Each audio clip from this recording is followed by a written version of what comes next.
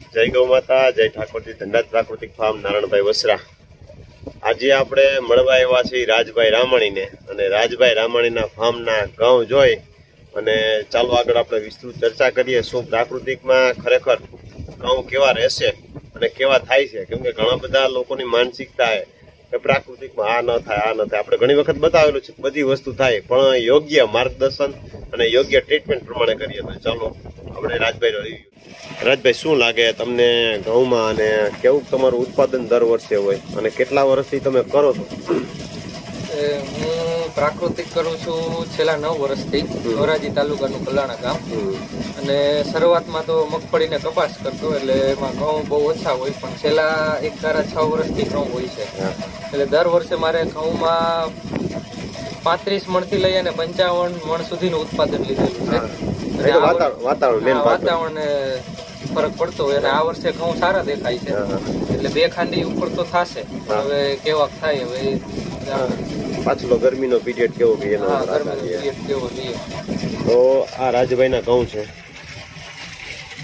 આમ આપણે જોઈ તો ઓવરઓલ ચારે સેટે જોઈ ને, નજીક આપણે ઝૂમ કરીને જોઈ લઈ. એક સરખા ખરેખર થાય છે, હરેક વસ્તુ થાય છે, પણ યોગ્ય ટ્રીટમેન્ટ સાથે કરીએ ને આપણે તો હરેક વસ્તુ થાય ને થાય. પણ જે વસ્તુ આપણે આમાં પિયતમાં આપવું પડે, અને ચોમાસામાં આપણે એટલી બધી વસ્તુ આપી ન શકતા હોય, તો શિયાળુ પિત્તમાં જ આપણે વધારે પડતું આપવાનો આગ્રહ ને એવું બધું રાખતા હોય. કેમ કે ચોમાસામાં છે એ આપણા આધારિત નથી, એ વરસાદ આધારિત છે.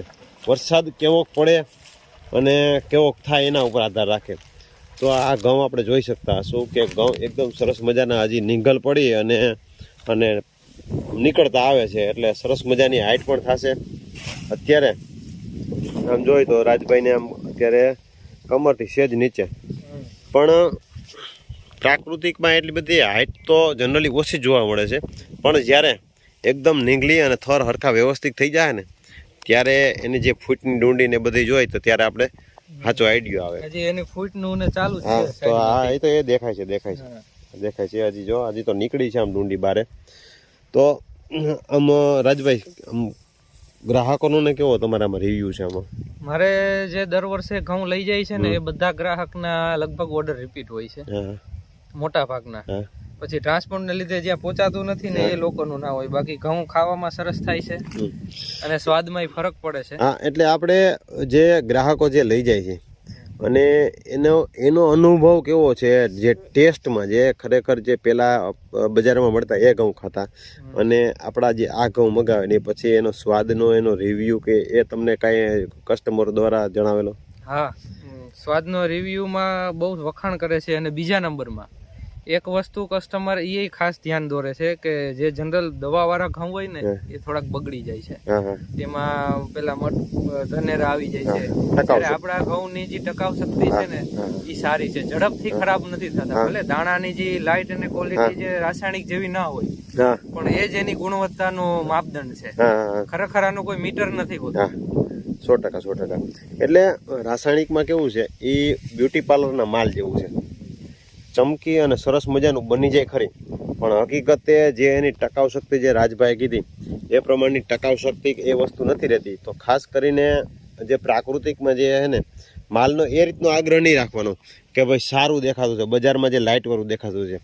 પણ તમે આપણે આની જે રોટલી છે, ભાખરી છે, એ બધી વસ્તુ ખાય અને ત્યારે એ વસ્તુની આપણે ખબર પડે કે આનો ટેસ્ટ કેવો છે. તો અત્યારે રાજે પાણી ભેગું શું ચાલુ છે અત્યારે? અત્યારે આપણે પાણી ભેગું ગૌ કૃપા બેક્ટેરિયા ચાલુ છે, પછી કિસાન ચંદ્ર ગાઝિયાબાદ છે, એના ડીકમ્પોઝર, માઇકોરાઇઝા અને કવચ છે, હમણાં એને નવું બહાર પાડેલું છે, એ ચાલુ છે. એ 4 વસ્તુ ચાલુ છે આમાં. આ 1000 લીટરના 2 ટાંકા છે અને 9 વીઘા જમીન છે. એટલે દરેક પાણે 2000 લીટર બેક્ટેરિયા આપણે પાઈએ છીએ, ચડાવી દેવાના.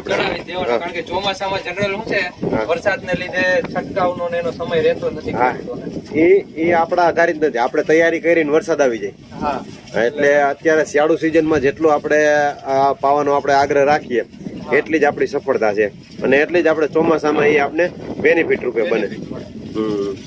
તો અત્યારે આમાં ગૌકૃપા બેક્ટેરિયા અને આમાં ગૌકૃપા બેક્ટેરિયા છે બરોબર. અને આમાં કિસાન ચંદ્રાની ત્રણેય પ્રોડક્ટ ભેગી છે, કવચ, ડીકમ્પોઝર અને માઇક્રોરાઇઝા. એટલે આપણે ભેગી કરી શકાય તમને? હા, ત્રણેય ભેગી સાથે જે કિસાન ચંદ્રાની જે બધી પ્રોડક્ટ છે ને બધી પ્રોડક્ટ એક સાથે આપણે વાપરી શકીએ. હા, એક સાથે. મધર કલ્ચર અલગ અલગ બનાવવાનું, પણ જ્યારે એમાંથી આપણે જ્યારે બેક્ટેરિયા ડેવલપ કરીએ ત્યારે બધા સાથે નાખીને ડેવલપ કરી શકાય.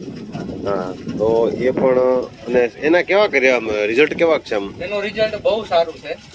પણ એક વસ્તુમાં ધ્યાન દોરીશ કે જ્યારે બેક્ટેરિયા કોઈ પણ વાપરતા હોય ને તો જમીનમાં જે ભોજન છે એને યોગ્ય હોવું. હા હા હા, એ તો છાણિયું ખાતર નાખો કે કોઈ કાસ્ટ નાખો કે જૈવિક કચરો નાખો, પણ નકરો તમે બેક્ટેરિયાનો મારો રાખો અને એને ભોજન પૂરતું ના હોય ને જમીને તો રિઝલ્ટ એનો તો રિઝલ્ટ નહીં મળે. એટલે આને ખોરાક એનો પૂરો હોવો જોઈએ એટલે તો વાંધો ન આવે, તો એ પૂરી કાર્ય કરશે. અમુક ખેડૂતના તો એવા રિવ્યુ છે કે જેને ભોજન ભરપૂર હોય એને ખાલી ડીકમ્પોઝર નાખેલા છે ને એનો પાક જરૂર કરતા વધારે વૃદ્ધિ થઈ જાય. હા હા, એટલે કંટ્રોલ કરવો પડે. હા, એટલે કેમ કે એના જે ખાવાની જે એની કાર્યશૈલી વધારે, એના દ્વારા જે એને કામ કરવાનું છે કામ કરવાની કાર્યશૈલી વધારે.